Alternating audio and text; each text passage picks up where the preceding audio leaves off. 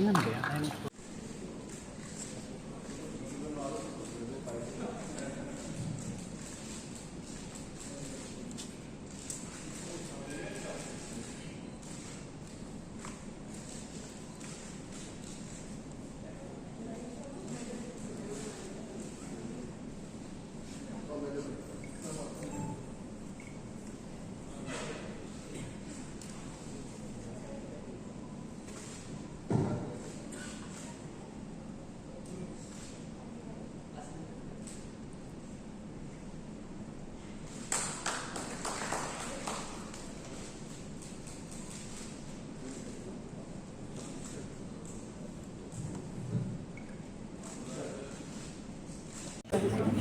ফেমিলিটোৰ ওচৰত আহিছোঁ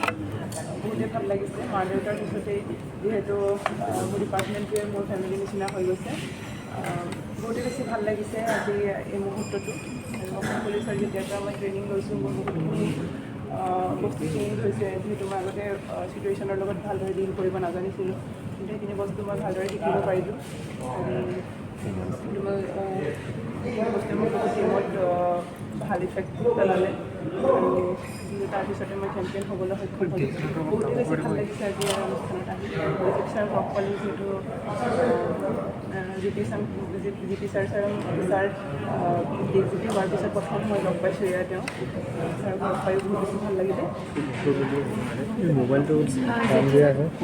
আগত মুখত লাগি আছে নিশ্চয় বহুতেই বেছি অনুভৱ মই নিজে প্ৰাউড ফিল কৰোঁ যে মই মোবাইলটো অকণমান ডাউনলোড কৰিব দিয়াচোন সদস্য হয় আৰু মই স্পৰ্টছত যাতে আৰু বেছি ভাল কৰিব পাৰোঁ আৰু তাৰে চেষ্টা কৰিম ডিজিপি ছাৰে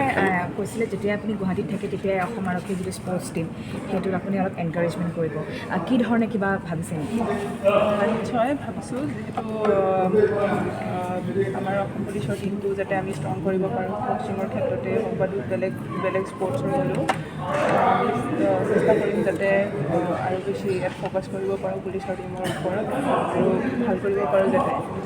আগন্তুক সময়ত তাৰ বিষয়েও চিন্তা চৰ্চা কৰা হৈছে